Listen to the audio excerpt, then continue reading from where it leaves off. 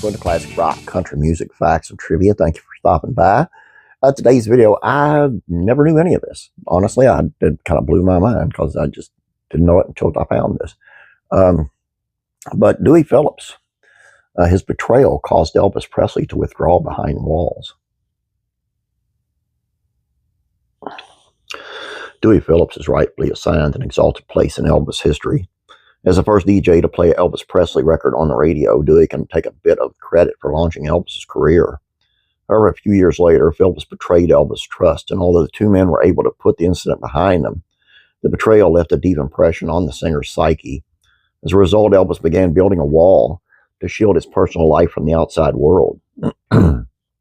Dewey Phillips was a 28-year-old disc jockey at WHBQ radio station in Memphis on July 5th of 1954.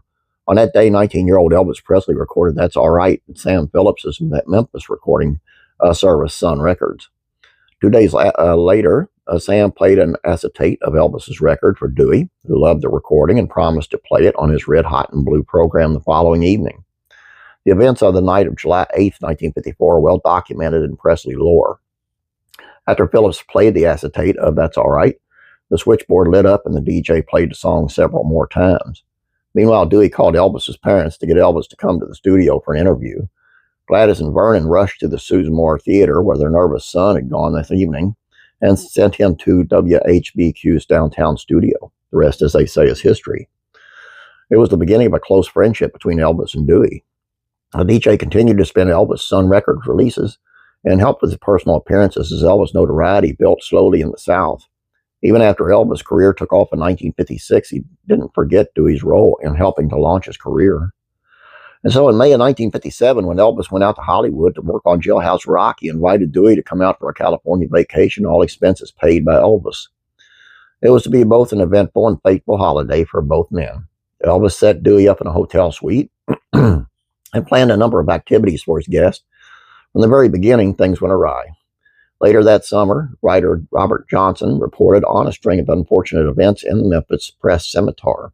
According to Johnson, Elvis most wanted Dewey to watch him work at MGM, but after only 15 minutes at the studio the first day, Phillips got nervous and bored and left. Later, he explained to Johnson his reason for leaving the studio. I went out to Hollywood on vacation and I wanted to have some fun. I didn't want to stay in the studio all day. I wanted to see a little of the town. I've got a lot of friends out there. Some of them I just know by talking to them on the phone, and I wanted to see them. In Hollywood, though, Elvis had other plans for Dewey's time. He took Phillips to the dentist and paid $400 to have fancy caps put on his teeth. He took Dewey on tour of the stars' homes and various studios. On another visit to MGM, Dewey tried to take some pictures, but studio security men stopped him. At the Moulin Rouge, explained Johnson, the management asked Elvis if he would acknowledge an introduction. Elvis said he would. They threw the spotlight on him, and Dewey got up and stood in front of him, started taking bows. Elvis was embarrassed.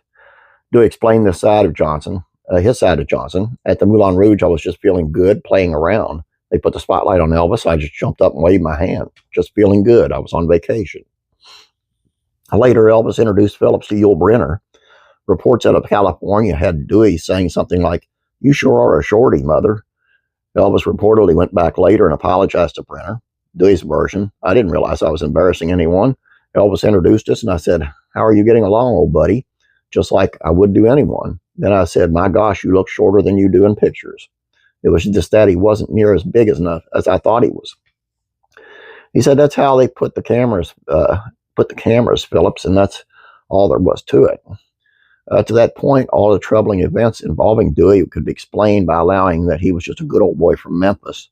Johnson's Hollywood source explained, part of the trouble was that those people in Hollywood just didn't understand Phillips. However, before leaving for home, Dewey seriously breached Elvis' trust.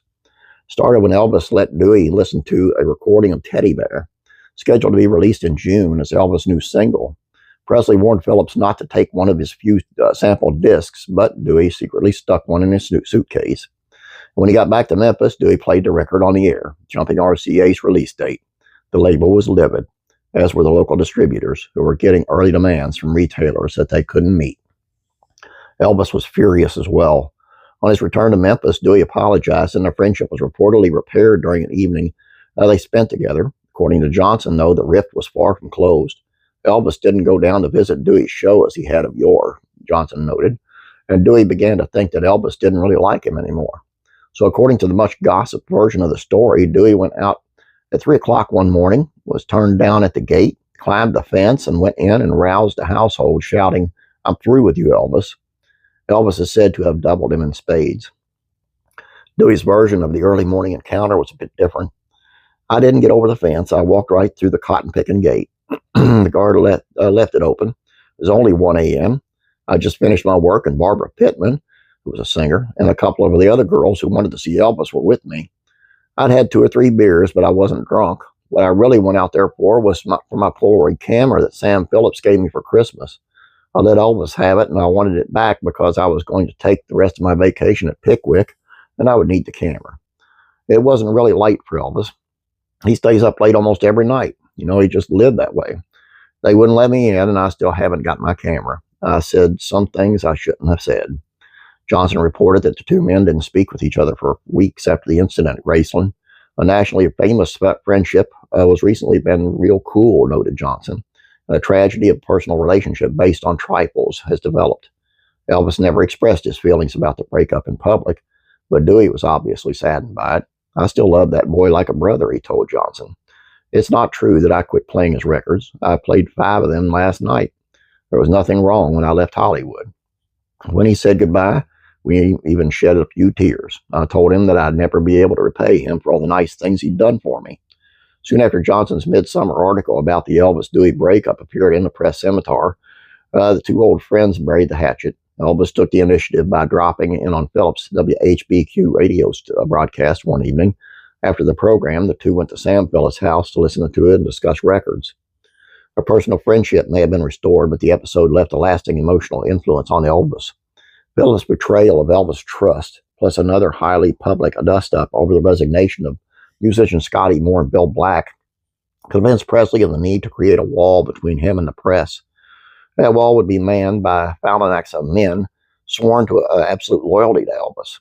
Those Presley admitted to his inner circle knew that giving any information about Elvis to the press was an unforgivable breach of allegiance. Rex Mansfield, who became one of Elvis's closest friends during their Army years, recalls what happened when someone violated that directive. "One thing I learned, even back in Fort Hood, was never to write any stories about Elvis to the press.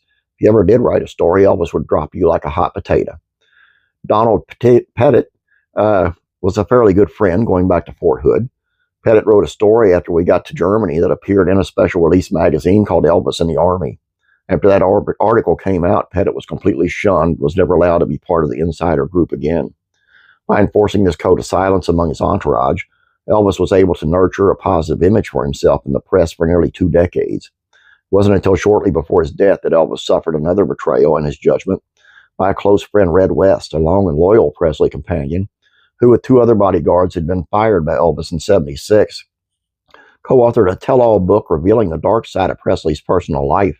The wall of loyalty Elvis had built around him came tumbling down. In his mind, Elvis had begun building that wall way back in 1957 when Dewey Phillips snuck a sample of Teddy Bear out of Hollywood.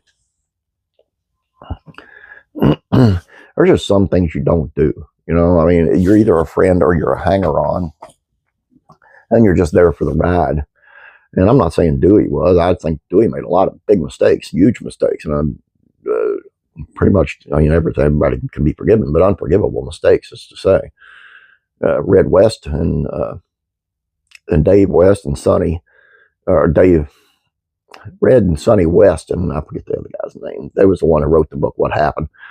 Unforgivable, totally unforgivable. The stuff that they put in that book is just, they should have never done that. I mean, they broke his heart. They did. And I'm sorry. All I got for you guys.